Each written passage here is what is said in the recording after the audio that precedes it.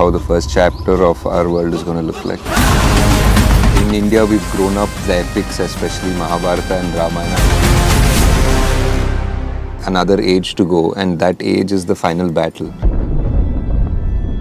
In India, we've grown up with so much of the epics, especially Mahabharata and Ramayana, being part of our culture and everyday life, like especially not just religious, but just like even just stories that we tell our kids. And so, you know, when you grow up and you're watching a lot of, I guess, foreign films which are in the either comic book space or Marvel or Spider-Man or Star Wars or any of those things, you always wonder, like, where are our superheroes? Because they are as heroic and they are as larger than life as anybody else. I think I heard that slowly people across India were more interested, or they were starting to think about making movies like this. I heard some talk about somebody talking about Immortals and some studio trying to think about it, and I was like, okay, now it's time for us to. And the world of Kalki is something that we are saying is almost like a sequel to the last epic that we have of these characters of the previous yuga. So the previous yuga in India, in Indian culture, we have 4 yugas, right? So each yuga has a sort of a dramatic battle and a great good versus evil sort of a setup, and each time an avatar comes to restore the balance. And the last great epic that we have is the Mahabharata, where it was like a huge war with the most powerful and the most epic kings, and they fight in this dramatic battle, and they are,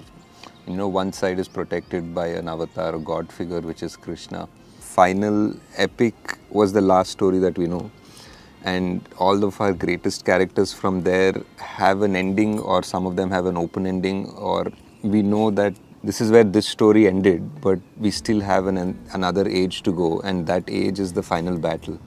That age is where the end essentially has to begin, and everything has to come to a climax. Like all of these stories, all of these 9 avatars, all of these 4 yugas, all of these battles which are small and big that happened since the creation of time has to end somewhere.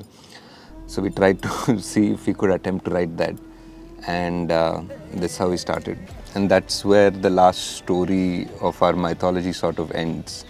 And now we are meant to be in the last age, which is called the Kali Yuga, and we don't really have a story of this era or of this yuga because it's still happening, obviously.